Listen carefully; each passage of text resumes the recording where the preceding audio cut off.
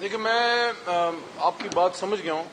میں اس کا بریف جواب دوں گا کیونکہ آج فوکس ان فیملیز پہ ہماری مائیں بہنیں ہیں. اور ابھی جو حافظ بات کر رہے تھے اور ہماری بہن جب بات کر رہی تھیں، میرا بھی ایک بیٹا ہے اور وہ بھی کوئی اب 18-19 سال کا ہے. تو جب انہوں نے کہا کہ ہمارے بچوں کے ہاتھوں میں ہتھکڑیاں ڈال کے اور سر پہ کالی ٹوپی پہنا کے لایا جاتا ہے، تو میرے ذہن میں میرے بیٹے کا حقیقت میں آپ کو کہہ رہا ہوں، اس کی تصویر آئی کہ اگر اس کے ساتھ ایسا ہوگا تو مجھے کیسے فیل ہوگا. میں خود تو یہ فیل کر چکا ہوں اسی کالے کوٹ میں، میرے اپنے مردان میں، جس نے میرے سر پہ عزت کا تاج رکھے اسلام آباد بھیجا تھا ایز این الیکٹڈ پارلیمنٹیرین. اسی مردان میں میرے اسی ہاتھ میں ہتھکڑی پہنا کے مجھے ایک مجرم کے طور پہ گھمایا گیا اور مجھ پہ الزام لگایا گیا. سیکرٹ ایکٹ مجھ پہ بھی لگ چکا ہے، اینٹی ٹیررزم ایکٹ مجھ پہ بھی لگ چکا ہے، آرمی ایکٹ لگایا گیا. لیکن اللہ کے کرم سے وہ ایک خوددار جج تھے جنہوں نے ڈسچارج کیا. اور میں سلام پیش کرتا ہوں پشاور ہائی کورٹ کو کہ پشاور ہائی کورٹ اس وقت آپ کی جوڈیشری کی عزت بچانے والا ایک بہت بڑی عدالت بن کے سامنے آئی ہے.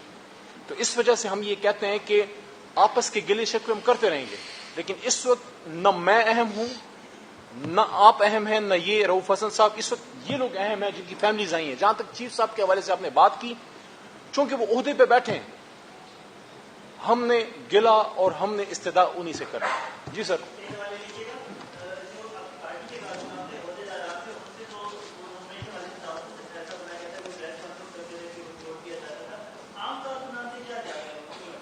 دیکھیں میں اس پہ آپ کو عرض کروں، بس ایک آپ اس کو انا کی جنگ کہہ لیں. بیچارے عام کارکن نے کیا کرنا ہے.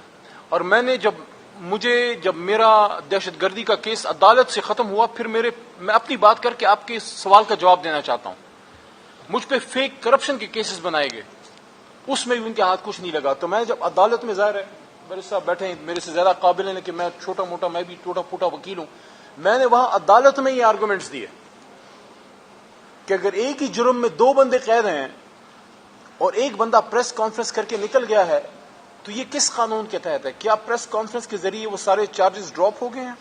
اور اگر پریس کانفرنس کر کے آپ کے جرم معاف ہو سکتے ہیں تو یہ تو پھر ہیومن رائٹس کی خلاف ورزی ہے. جو ہزاروں لوگ جیلوں میں بیٹھے ہیں ان کو بھی پریس کانفرنس کا حق آپ دیں تاکہ ان کی بھی جو ہے وہ جرم معاف ہو سکے. دیکھیں اس طرح نہیں ہوتا، ریاست اس طرح نہیں چلتی. بنانا ریپبلک چلتی ہے. ریاست چلتی ہے قانون پہ، جس میں کسی ٹاپ بیوروکریٹ کا، کسی بڑے لیڈر کا، کسی جنرل کا بیٹا اور عام ٹیکسی ڈرائیور کا بیٹا، اس کو قانون میں تو حقوق ایک ہیں، لیکن اس کو کیا امپلیمنٹ ہم کر پاتے ہیں؟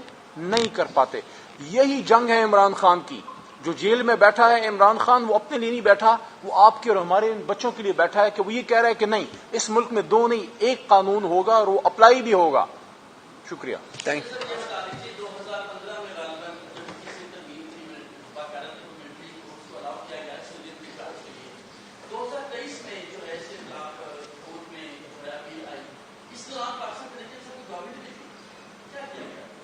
دیکھیں جہاں تک دہشت گردوں کا تعلق ہے، جو ریاست کے خلاف بندوق اٹھاتے ہیں، جو ملک پاکستان کے آئین کو نہیں مانتے، جو پاکستان کے وجود کو نہیں مانتے، ان کے خلاف تو فوج پہلے لڑے گی. پہلے ہم سب ہیں. ان کو 22-25 کروڑ عوام سے گزر کے پھر پاکستان کے آئین تک جانا پڑے گا. لیکن یہ فیملیز تو دہشت گرد ہیں. ان کے بچے تو جیٹ بلیک ٹیررسٹ نہیں ہیں. وہ تو آپ کے اور میرے بچوں اور چھوٹے بھائیوں کی طرح ہاتھ میں قلم لیے وہ تو اسکول جانے والے، کالج جانے والے لوگ ہیں. اور آج بھی میں سمجھتا ہوں کہ عدالت نے اور ریاست نے اگر ہمدردی والا رویہ رکھا، انہی میں سے جج اور انہی میں سے کیپٹنز اور انہی میں سے انجینئرز اور انہی میں سے ڈاکٹرز نکلنے والے ہیں. شکریہ.